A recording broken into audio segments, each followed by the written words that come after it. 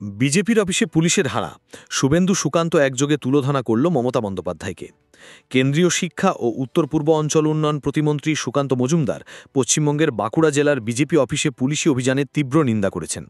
একে জঘন্য অপরাধ বলে অভিহিত করেছেন। পশ্চিমবঙ্গ বিধানসভার বিরোধী দলনেতা এলওপি শুভেন্দু অধিকারীর সঙ্গে তালেতাল মিলিয়ে রাজ্য পুলিশ এবং মুখ্যমন্ত্রী মমতা বন্দ্যোপাধ্যায়ের বিরুদ্ধে অভিযোগের করে কেন্দ্রীয় প্রতিমন্ত্রী মজুমদার বলেছেন, এটি পুলিশ পরিচালিত একটি জঘন্য অপরাধ। আমরা আদালতে যাচ্ছি এবং সেই অফিসারের বিরুদ্ধে এফআইআর দায়ের করছি। মধ্যরাতে তারা বিজেপি অফিসে অভিযান চালিয়ে তালা ভেঙেছে। এটা গ্রহণযোগ্য নয়। বিজেপি বিশ্বের বৃহত্তম গণতান্ত্রিক দল এবং আমরা আইনি ও রাজনৈতিকভাবে এর বিরুদ্ধে লড়াই করব, সুকান্ত মজুমদার এএনআইকে বলেছেন। এই বিতর্কের সূত্রপাত হয়েছিল যখন এক্সে অভিযানের একটি ভিডিও শেয়ার করে সুকান্ত মজুমদার পশ্চিমবঙ্গ পুলিশকে কাঁটাবিহীন এবং পক্ষপাতদুষ্ট বলে অভিহিত করেছিলেন। সুকান্ত মজুমদার লিখেছেন, মমতা বন্দ্যোপাধ্যায়ের পশ্চিমবঙ্গ পুলিশকে তৃণমূলের দলদাস হিসেবে চিহ্নিত করেছে, আবারও তাদের আসল রূপ প্রকাশ করেছে একটি কাঁটাবিহীন পক্ষপাতদুষ্ট বাহিনী হিসাবে, যা শাসক দলের পুতুল হিসেবে কাজ করে।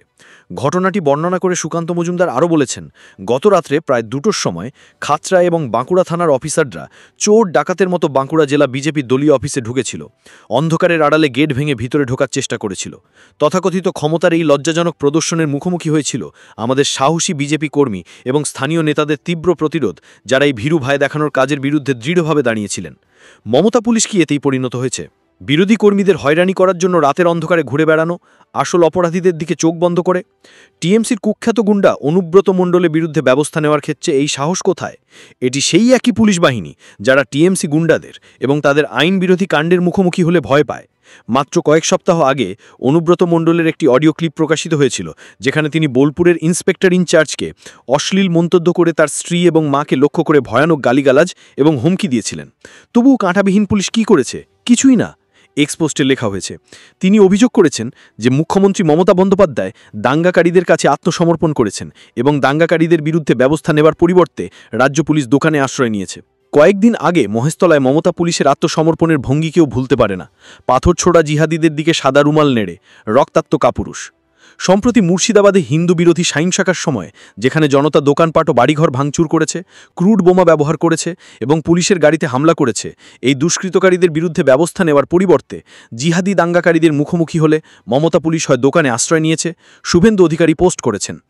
এক্স পোস্টে আরও বলা হয়েছে, তাদের টেবিলের নিচে লুকিয়ে থাকার ইতিহাস আছে, মাথায় ফাইল ঢেকে টিএমসি গুন্ডাদের বিরুদ্ধে ব্যবস্থা নিতে খুব ভয় পায়।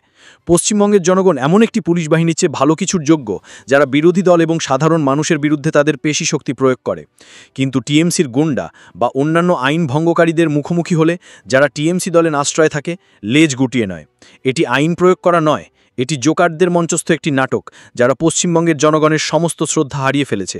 বৈধ কারণ এবং কাগজপত্র ছাড়া রাতে বিজেপির দলীয় অফিসে অবৈধভাবে প্রবেশের এই চেষ্টার নিন্দা করছি। লজ্জা পশ্চিমবঙ্গ পুলিশ।